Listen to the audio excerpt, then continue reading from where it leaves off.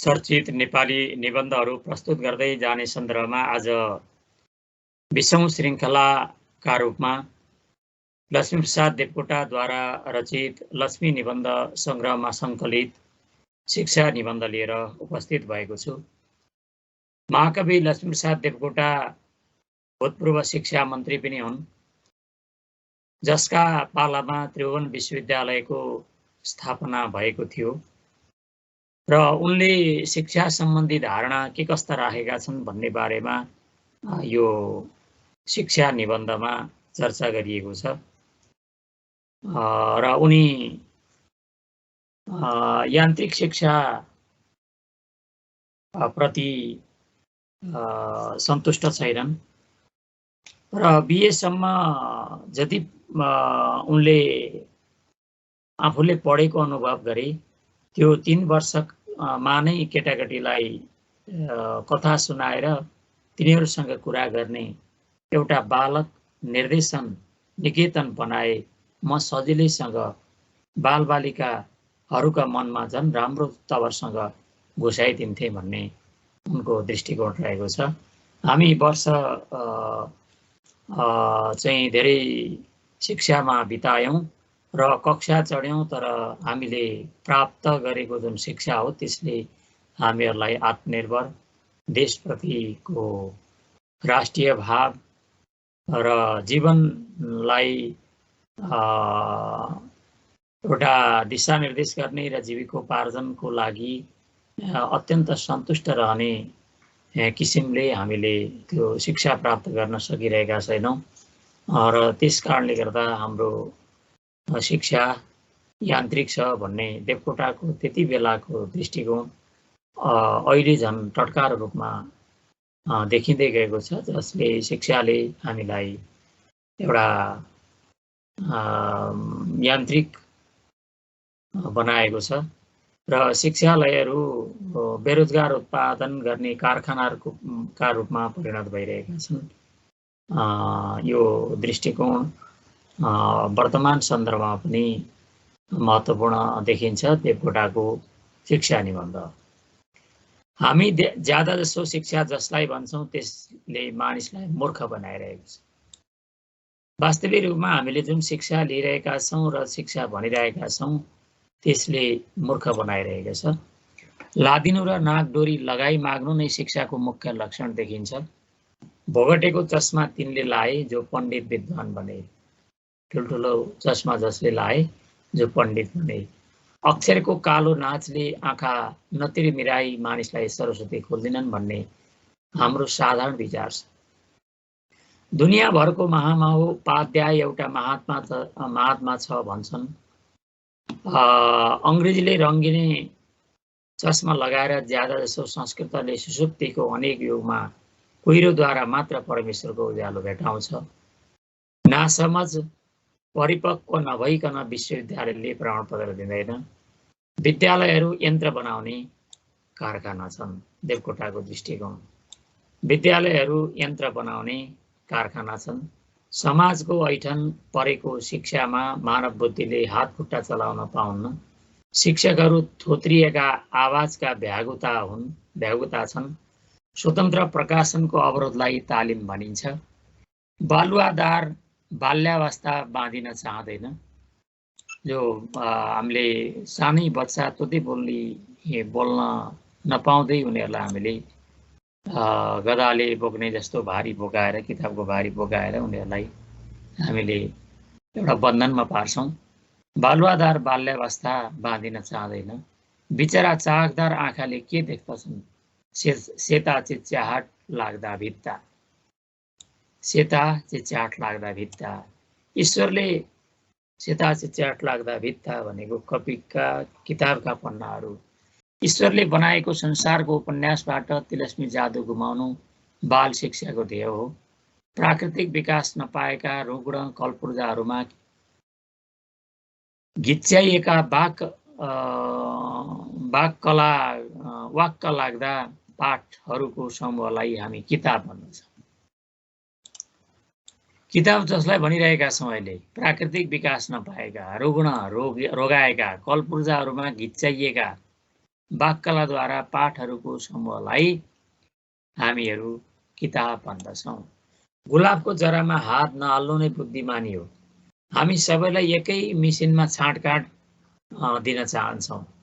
कसैको तीक्ष्ण बुद्धि होला, कसैको कमजोर बुद्धि होला, तर हामीले उनीहरूलाई एउटै मिसिनमा जसरी इटा पार्दा कुनै पनि आधुनिक उत्पादन गर्दा मिसिनबाट उत्पादन हुने गर्छन्, त्यसको जसरी एकै नासको हामीले उत्पादन गरिरहेका हुन्छौँ। हाम्रा वर्तमानका विद्यार्थीहरूलाई पनि हामीले त्यसरी एकनासको बनाउने प्रयत्न गर्छौँ, जो अनुचित छ। र त्यसै कारणले गर्दा देवकोटाले विद्यालयहरू यन्त्र बनाउने कारखाना हुन् भनेर दृष्टिकोण राखेका हुन्। विचार रेखाहरू हावाका लहर चाहिँ आफ्नो दिशा ल्याउन्। म त आफ्नो रायले विकास लिँदो हृदयलाई किन्न चाहन्न, तर साधारण शिक्षकहरू मूर्खता लाद्न चाहन्छन्। र अल्प ज्ञानको कट्टरताले ठोकुवा मिजाजसँग पढाउँछन्। वेदको अत्याचारले राय लदाउने तानाशाहीहरू आफूलाई विद्वान सम्झन्छन्। वेदको छडीले विद्यार्थीमाथि गरेको अत्याचारले गर्दा आफूलाई विद्वान सम्झने भुल गरिरहेका छन्। भौतिकता र प्रतिभाको नैसर्गिक प्रभावलाई रोक्दा धेरैजसो कवि र कलाकारहरू अदालतका अध्यक्षता भन्दा माथि पुग्न सकेका छैनन्। हाय नबाँध यी काला जन्जिरले मलाई, म खुला हावामा शीत सुँघ्न चाहन्छु। शब्दमा ती चित्र बन्दैनन् जो मैले खुला घाममा देखिरहेछु। तिम्रो सभ्यता यत्तिकै नहो, मैले यसमा केही मोहनी पाएन। तर पद्धति पुजारीहरू भन्दछन् त्यो सिद्धान्त त चरा र पशुलाई, सायद बिरुवालाई पो काम लाग्छ। विवेकशील मानिस क्रमिक विकासद्वारा परिपक्व हुन्छ। युगका औताली किन खेर फाल्ने? तिनमा अनन्त परिश्रमले छानी बिनेका चिजहरू छन्। हामी पहिलेदेखि सुरु गर्न सक्दैनौँ। जीवन छोटो छ, मार्गदर्शक नभई विश्वको विशालता त्यस्तै अतर्स्याउने भुलभुलैया बन्दछ। तत्त्वान्वेषक वेदनाशील छ र अरूहरूको दुःखद्वारा आफूले दुःख निवारणका आविष्कृत उपायहरू हात लगाउनु नै बुद्धिमानी हो। मानिस अनुभवले सिक्छ। जङ्गली अवरोधहीनतामा मानिसको साम्यदार मानवताको विकासशील सौन्दर्य नियत रेखामा स्पष्टीकृत हुन सक्दैन। मानव संस्थाहरूमा र शिक्षा क्रमहरूमा पूर्णता नरहनु साधारणै कुरो हो, तर शिक्षा पनि एक कला हो जसको हामी बेपरवाह राख्न सक्दैनौँ, व्यवस्था गर्न सक्दैनौँ। म तिनीहरूको सबै कुरा काट्न सक्दिनँ, तर मेरो मत धेरै कुरामा शिक्षा प्रणालीको विरोधी छ। म तिनीहरूको सबै कुरा काट्न सक्दिनँ, तर मेरो मत धेरै कुरामा शिक्षा प्रणालीको विरोधी छ। मलाई शिक्षा भनेको त्यस्तो कुरा हुनुपर्दछ, उनले दृष्टिकोण राखेका छन्। शिक्षा कस्तो हुनुपर्दछ जस्तो लाग्छ, जसले किसानको आदत ल्याओस्, माटो खनोस्, मलिलो बनाओस्, जमिन तयार गरोस्, तर प्रकृतिलाई सहायता दिनका निमित्त मात्र, बिउलाई खुला हावा र उज्यालो दिनका निमित्त मात्र, बिरुवालाई स्वर्गको किरणबाट पोषण लिने मौका दिनका निमित्त मात्र।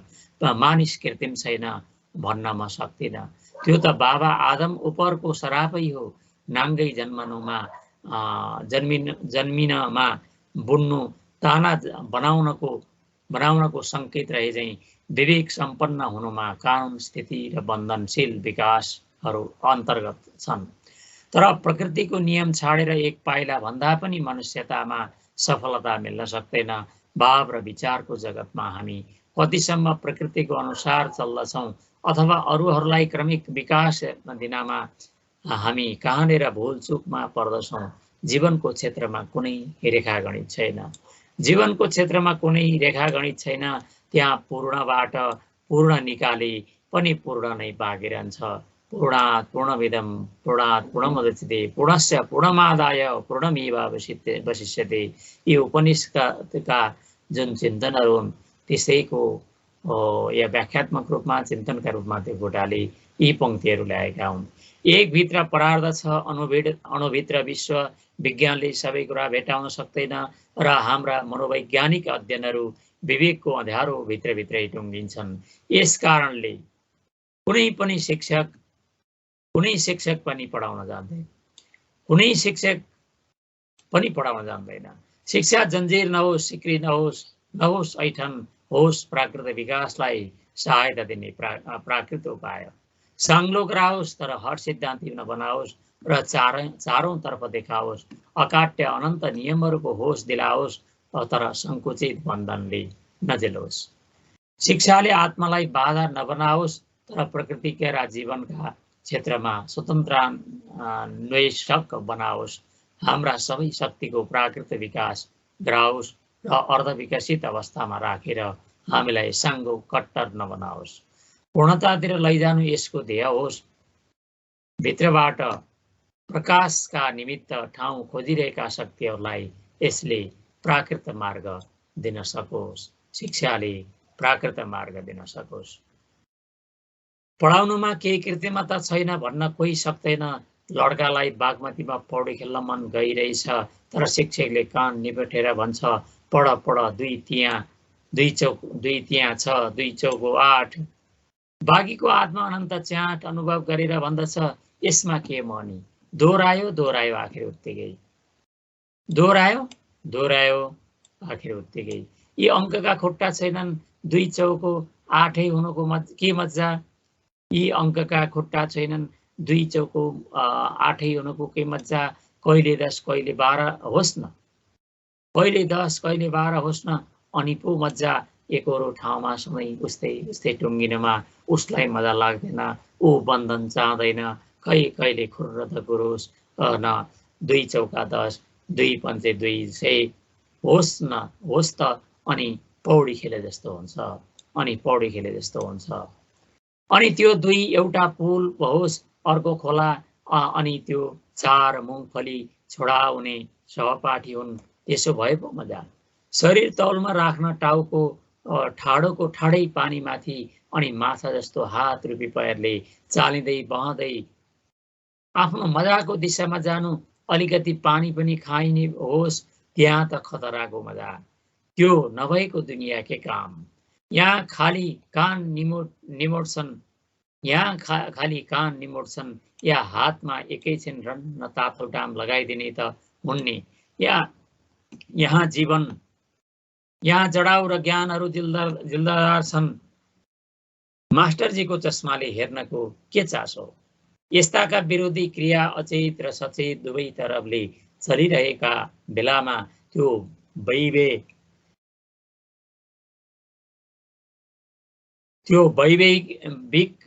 वैवेकिक विवेकसँग सम्बन्धित गणित सूत्रमा मानवात्मा न मोहनी देख्छ न सार। जीवनको काउकोती अरू दिशामा छ, पौड्ने त्यहाँ डुब्नु छ। जीवनको काउकोती अरू दिशामा छ, पौडिनु त्यहाँ डुब्नु छ, पानी खानु छ। अङ्कगणितमा पौडी खेल्दा बेन्च बनीका खुट्टासम्म चाल्ने मौका रहन्छ। यसकारण मानव आत्मालाई यो बन्धन अप्राकृत असह्य छ। बस मास्टरजी कपाल दुख्यो। आँखा रसाए। म स्कुल जान्न भन्दा पनि ठग भनेर गाली गर्ने घरमा यही मर्छु भनेको त हो नि। काल पनि आउन्न। बस बिदा मिल्यो। हिँड्ने खुट्टा अहिले सुस्त, अनि कुनामा मोडिएपछि खुसीको उफर पाफरमा। यही रीतले आत्मा एक चीज चाहन्छ, शिक्षा अर्को दिइरहेछ।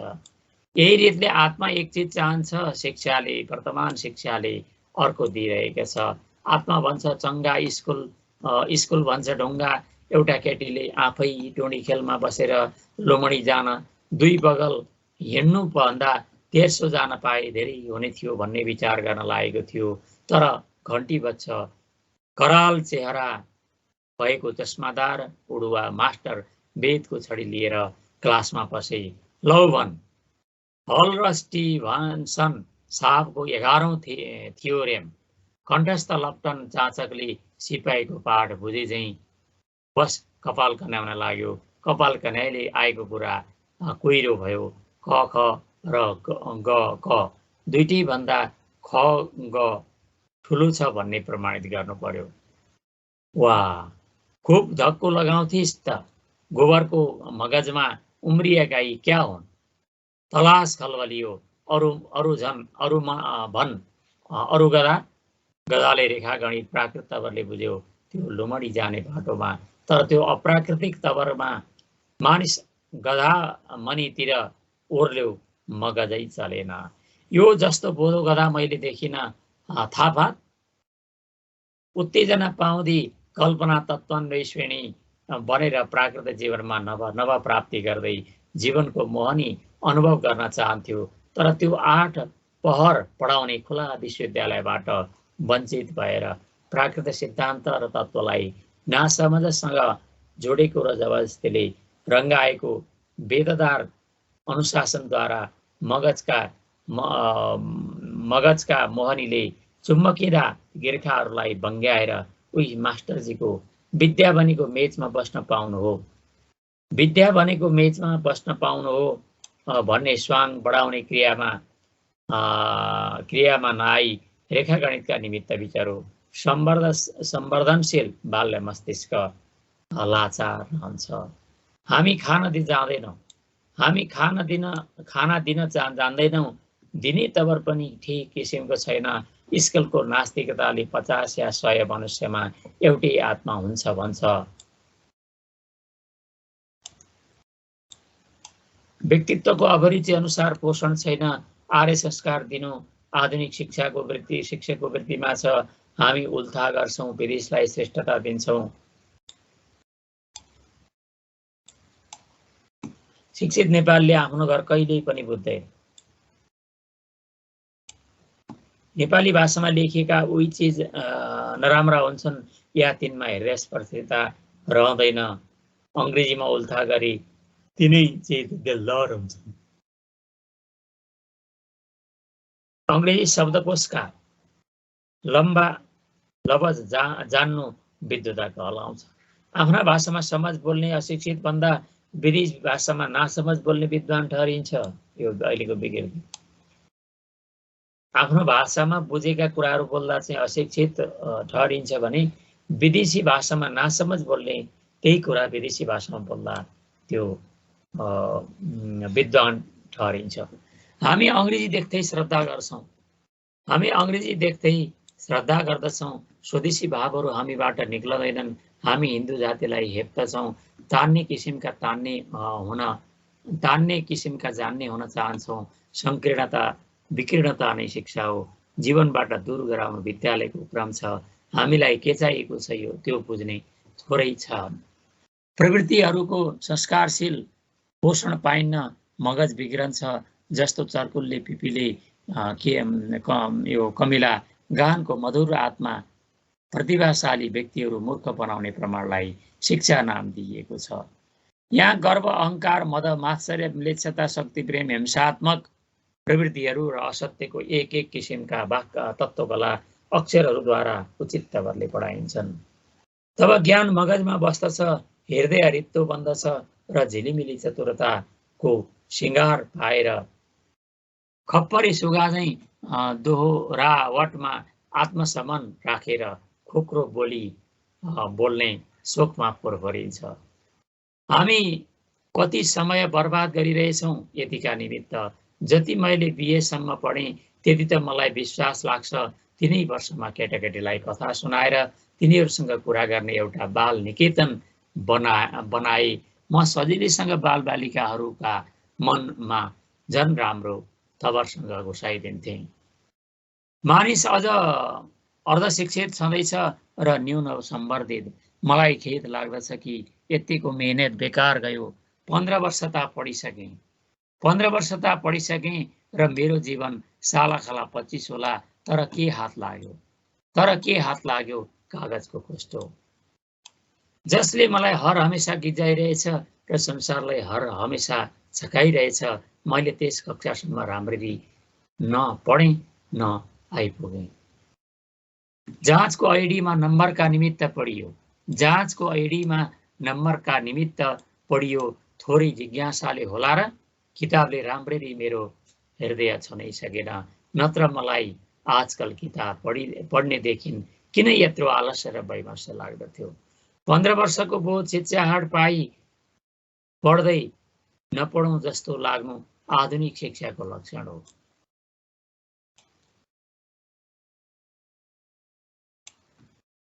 कति सस्तो सन्तोषले हामी बिए एमए हुनासाथ किताब पन्छाउँछौँ। बिए एमए हुनासाथ हामी किताब पन्छाउँछौँ। मुख्य काम छ रोटी कमाउनु, नौनी लगाउनु। मलाई त्यही कुरा पढाउन शरम लाग्दैन जो म आफै जान्दैन।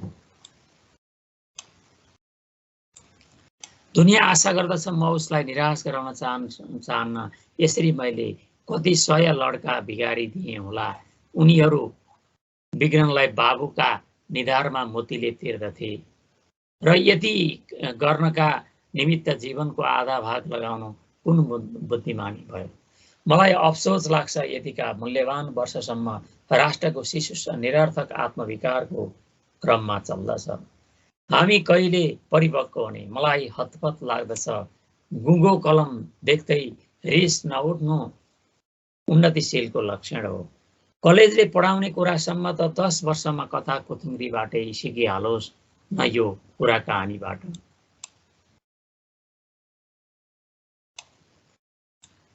अनि 16 वर्ष हुँदा दुनियाँ बुझेर अगाडि सरोस् न नभइभव। म सुन्दछु 12 हाते 3 वर्ष काट्यो क्या र, तर वर्षको भेडो बन्नुमा के देखियो यहाँ। 15 रुपियाँ 180 घण्टा काम गरेर 15 रुपियाँ 180 घण्टा काम गरेर अनि गरिबका बाबुआमाले के मुहानी देखुन्। अझ म चाहन्छु कुरा गर्ने शिक्षकहरू दुनियाँमा डुलुन्, खुला स्कुल बनुन्, छानिएका सत्पात्रहरूद्वारा दुनियाँलाई शिक्षित हुन 2 दिनको कुरा छ। 15-20 वर्ष पढेर दाढी पाकेर बिग्रिसकेका हुन्छौँ या दोस्रो संस्कारमा विप्रवाहको नतिजा भोग गर्न पुगिसकेका हुन्छौँ। समयको दुरुपयोग देख्दा आत्मा सन्तुष्ट रहँदैन। हामीले शिक्षालाई जीवनमा लगेर घर घरमै घुसाइदिनुपर्छ, सुरु भएकै छैन भन्ने पनि छन्। उपाय हजारौं निक्लन्छन्। जहाँ हामी मगज लगाउँछौँ, श्रद्धासँग यो 15 वर्षलाई काटेर 5औं वर्ष गराउन सकियोस् त। 10 वर्ष जीवन र राष्ट्रलाई थपिने थियो र हामी 10 वर्षका कष्ट नपाई 10 वर्ष अग्रसर हुने थियौँ र अरू जाति फेरि अरू 15 वर्ष पढ्दै गर्ने थिए र हामी 5 वर्षमा तिनलाई उछिन्ने थियौँ। सापेक्षिक दृष्टिमा हामी तिनसँग 20 वर्ष नाफा गरेर जीवनको दौड छाड्ने थियौँ, तर हामी मेहनती जाति भए पनि कट्टर प्राचीनवादी छौँ। अनुभवदेखि डराउँछौँ, तर यहाँ खतरा छैन। खाली 2-4 मगजदार मिले उपाय निस्कन्छ। हामी 10 वर्षका सब वेदनाबाट नवयुगका शिशुलाई बचाउँछौँ। असम्भव भन्ने पनि कुनै छन् नि, तिनीहरू सस्तो नैराश्य लिने किसिमका कठिनतावादी हुन्। शिक्षा सुधारमा राष्ट्रको सुनौलो भविष्य छ।